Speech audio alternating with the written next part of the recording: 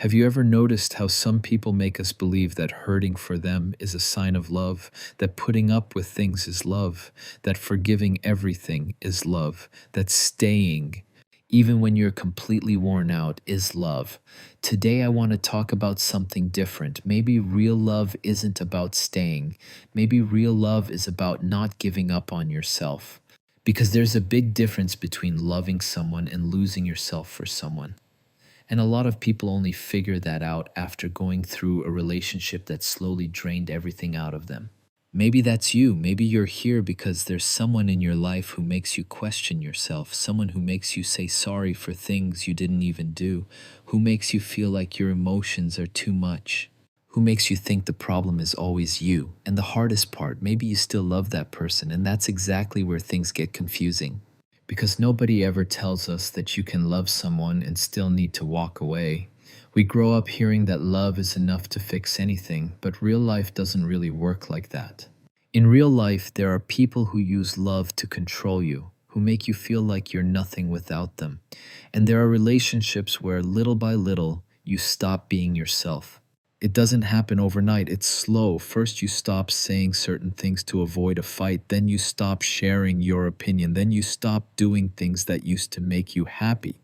Until one day you look at your own life and you don't know who you are anymore. And then that question hits you: how did I end up here? The answer is almost always the same. You were trying to save the relationship, but nobody was trying to save you. There's something the philosopher Socrates once said, that a life without reflection isn't really worth living.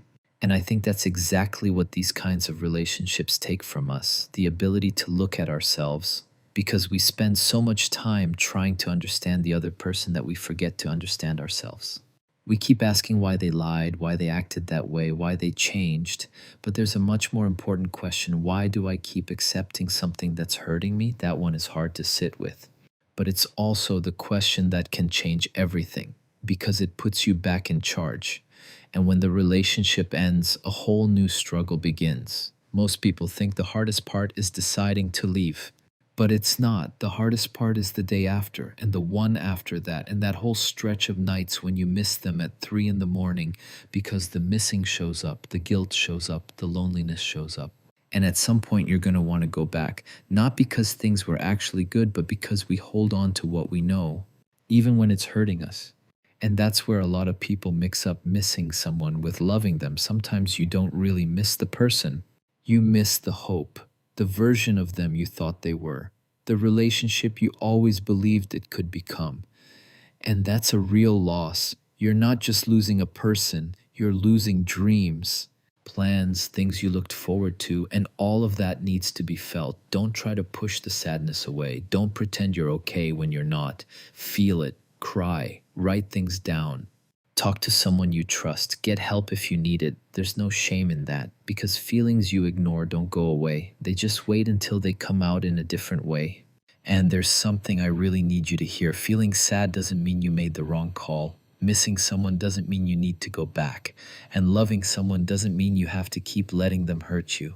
There's something I truly believe: love should never cost you who you are.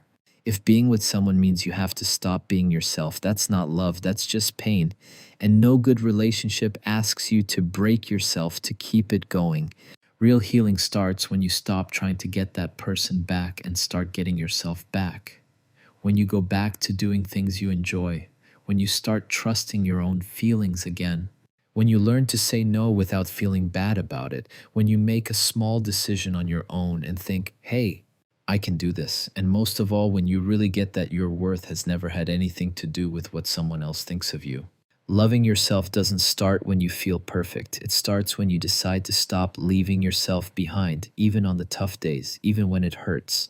So if you're thinking about ending things, or you just did, or you're right in the middle of it all and you have no idea what to do, I want you to know something. You are not failing. You are not giving up. You are not being selfish.